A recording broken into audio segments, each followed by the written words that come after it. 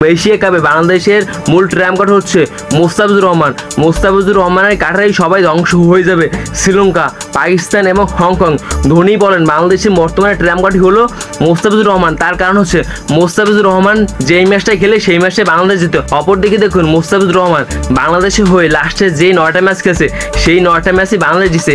আর বাংলাদেশের একাদশে যে কবার মোস্তাফিজ ছিল না বাংলাদেশ সেই কটা ম্যাচই হারছে। কারণ এবার মোস্তাফিজুর হচ্ছে বাংলাদেশের মূল ট্র্যাম্প কার্ড। মোস্তাফিজুর কাটারেই ধ্বংস হয়ে যাবে। বর্তমানে দেখুন বাংলাদেশে আরও কাটার হচ্ছে তাসকিন আহমেদ, সাকিব, সাইফুদ্দিন। বর্তমানে দেখুন ভাই বাংলাদেশের পেস বলেন ইউনিটটা অনেকটা শক্তিশালী হয়ে গেছে। ধোনি বলছে বাংলাদেশ একেবারেই ভালো একটা দল নিয়ে এবার এশিয়া কাপে আসছে, কারণ তাদের দলে ভালো ব্যাটিং আছে, বলার আছে, অলরাউন্ডার আছে। বর্তমানে দেখুন মোস্তাফিজুর রহমানই হচ্ছে ভালো একজন বলার, তার কারণে বাংলাদেশ ম্যাচগুলো জিতবে। আর এবার বাংলাদেশের ভালো একটা সম্ভাবনা আছে বাংলাদেশের এশিয়া কাপে চ্যাম্পিয়ন হওয়ার জন্য। কারণ দেখুন বাংলাদেশ লাস্ট 3বার রানার্স আপ হয়েছে, তারা একবারও কাপের সাথে গোল করতে পারে। তাদের এবার বড়টা সুযোগ, তারা এবার কাপ নিয়ে তাদের ঘরে মাটিতে যাবে, এমনটা বলছে ধোনি। ধোনি বলছেন মোস্তাফিজুর আমার সাথে দীর্ঘদিন আইপিএল খেলছে, আমি তার ব্যাপারে জানি, তিনি যদি ভাই একবার জ্বলতে পারে তার সর্বোচ্চটা মাঠে দিয়ে তিনি উঠে যাবে, এমনটাই বলছে MS ধোনি।